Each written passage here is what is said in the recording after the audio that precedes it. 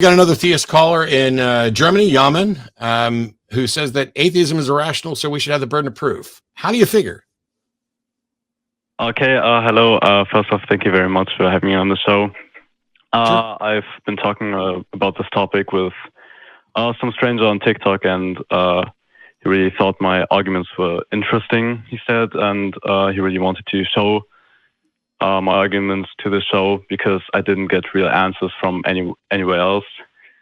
So, as a theist, first off, I'm quite nervous right now. And okay, don't worry about it. Perfect. So we're just people. Maybe it is not clear to say something, but I can help out a little bit. I can actually help out a little bit here, Yaman. Do you think that if somebody makes a claim, they should have a burden of proof? Well, it depends because most people just assume that the theist should have the burden of proof, which I get. That's not what I asked. Because that's not what I asked. I didn't ask anything about theism. I'm not talking about theism. I'm saying if someone makes a claim that something is true, should they have a burden of proof? What should our position be on any claim? Like, take any claim. If somebody says, I got $1 million in the bank, or I was abducted by aliens last night, or Jesus is real, or Jesus is not real. Anybody that makes a claim, should they have a burden of proof? Yes. Okay, then we're in agreement. What I wanted to talk about is that most people, when I talk to atheists, they say, yeah, I'm the theist. I believe in God, and that is why I have the burden of proof. And if I ask them, why don't you believe in God? They say, yeah, I shouldn't have a reason. I want a reason to believe in God. Oh, no. As long as I could say something different also. Like every atheist is different, but I would say something definitely different. Yeah, me too. Well, I wouldn't say that. I'm sorry that you're not getting here. Let's play this out. Let's let you and Shannon. So you believe there's a God. Shannon is not convinced there's a God. Have the conversation. Okay, so I don't think that there is a definition of God that's logically tenable that I've ever come across. So if this is where it becomes complex in these conversations. I am not a fan of burden of proof tennis. I'm just not. I think it's a little bit silly.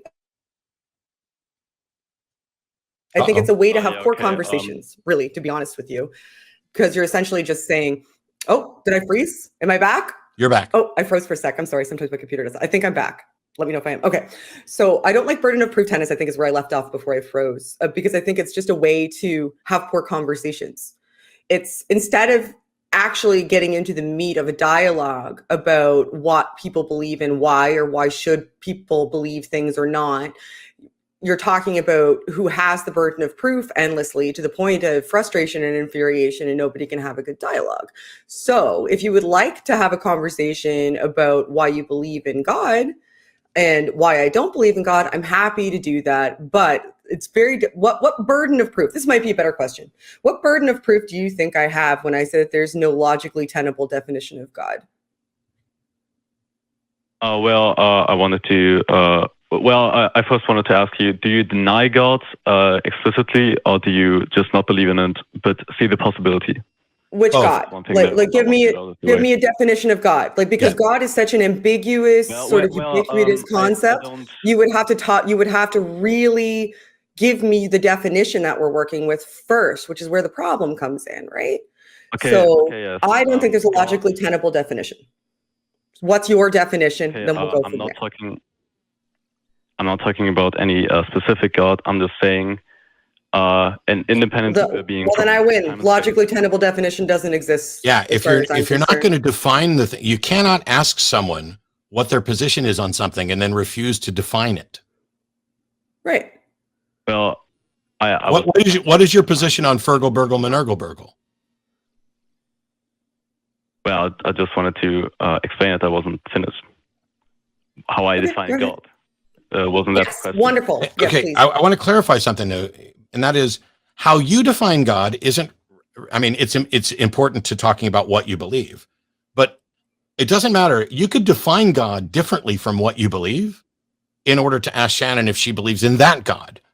It is about, so when we're talking about beliefs, this is about propositions. This is why I always talk about propositional logic.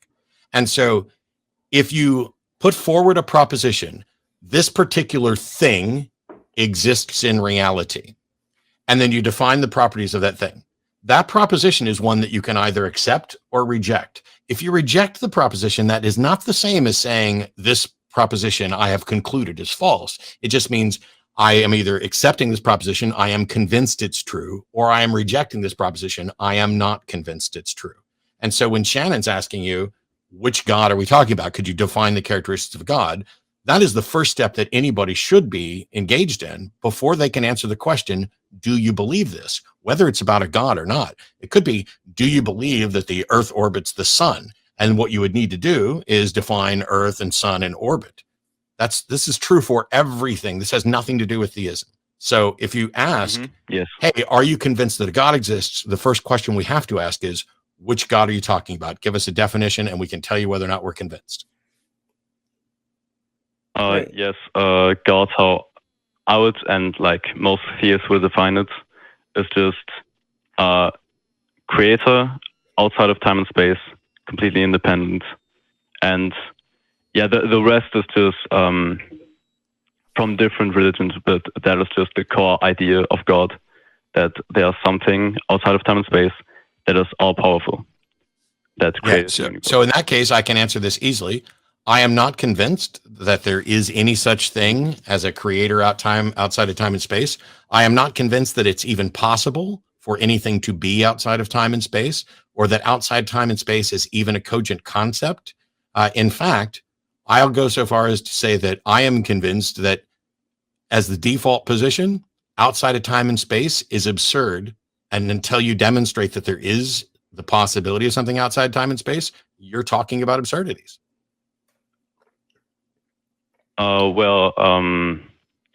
Then what I would call absurdity, well, not in that way, but we can just talk about Big Bang, because we all are agreed to the Big Bang, that it existed like that. Everything came from one point. No. But what?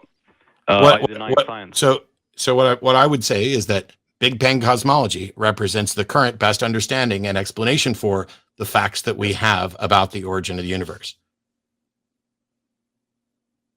But yes, like every scientific position, it's tentative. We're not claiming it's true. We're just saying this model is the one that best explains the available information.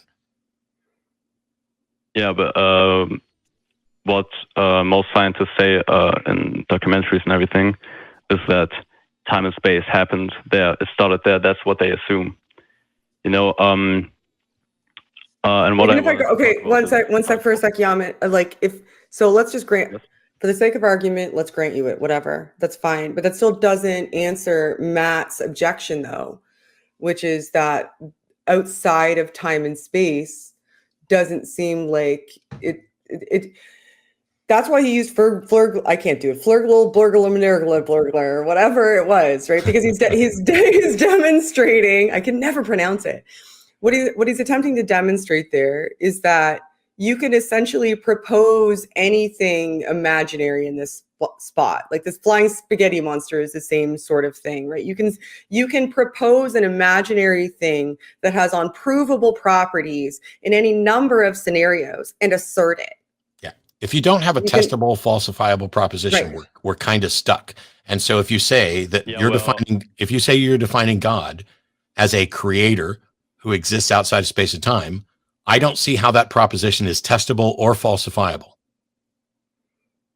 Yeah, well, first of all, what most people misconcept about God is that they want proof with science, but how we define it, then we can't even hang on.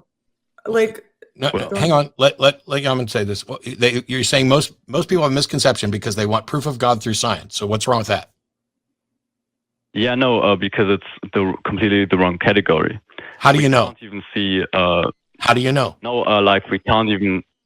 Science only talks about things that we can measure. Yeah, no. Here's the thing, Yaman. Here's the thing. Science talks about the natural world. If you're proposing something that science can't investigate, that's fine, but you have to come up with a methodology that shows why we should believe it's true. Because science isn't saying those things don't exist. Please let me finish. Science isn't saying those things don't exist. Science is saying we can't test those things. And so when I objected, saying that your definition of God is untestable and unfalsifiable, you basically replied by agreeing with me that it's untestable and falsifiable and suggesting that we have some other way of knowing other than science. What is that way of knowing, and how do we determine if it's reliable? Bingo.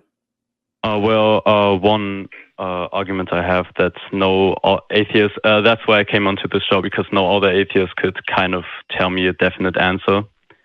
Because one argument is that the chain of causality, that everything has a reason, something that's put in there, like no, so it's on the table because I put it there. Jamen, I asked for a methodology that would allow you to confirm a way of knowing that would get you to your otherwise untestable, unfalsifiable proposition.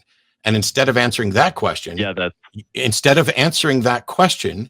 you offered up an argument that is within the bounds of knowing, that is within the bounds of exploratory epistemic evaluation, but it also begins with this absurdity of an undefined thing of everything happens for a reason. I want to know what methodology you have that can confirm the existence of God where science cannot. Well, that is where I wanted to go to, because, if science can answer these things, because it's outside of our measurements, and also with the start of the universe, because we can't really know what we can't measure, but we still want answers, you know? Yaman? And Yaman, you just admitted yourself that you can't know, though. Like you're saying... No, I'm not going inserting to an allow answer. you to distract us this way. I'm asking about a methodology, and your response is to go back to origins. Do you understand what a methodology is? What method, what process can you use to confirm the existence of God where science cannot do this? What method do you have that you can point to that says, here's the methodology that will confirm the existence of something that science can't? Well, what I wanted to say with the chain of causality is that... No, sir. I am done. I am done dealing with people who refuse to answer the question. Please, I'm going to go ahead and let you go now. We're going to take some other callers who might be willing to answer the questions that were asked instead of just wanting to say what they want to say. Work on finding a methodology that confirms the existence of God when science cannot. If you do that, you'll probably get a Nobel Prize for discovering and verifying a reliable pathway to knowledge that circumvents the single most consistently reliable method that we know.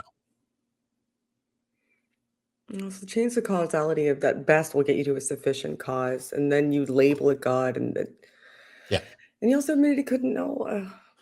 If you start talking about causal chains, now first of all, we may not fully understand causality, and there are debates even within philosophical views about whether or not a causal chain needs to necessarily be temporal with a precedent, or whether there could be co-current causality. And at the end of the day, all you're doing with a philosophical argument like that is trying to find some gap in humans' knowledge and present something where it feels okay to stick a God in as an answer. And you're never going to convince me using anything like that. I'm pretty sure you're never going to convince Shannon using something like that. And that's because we see through that as a fallacy. Because in order to determine that something is real and believable, what you need is evidence. And you need a model that allows you to gather and evaluate that evidence to determine whether or not something's rational. And if you propose something that's untestable and unfalsifiable through scientific means, that doesn't mean you're wrong. But you have to come up with a model to test it. And you can't do that by saying, oh, well, I wanted to talk about this argument about causality. No, because those things are testable within science. Yeah. And it just and to the extent that we have an answer when we may not.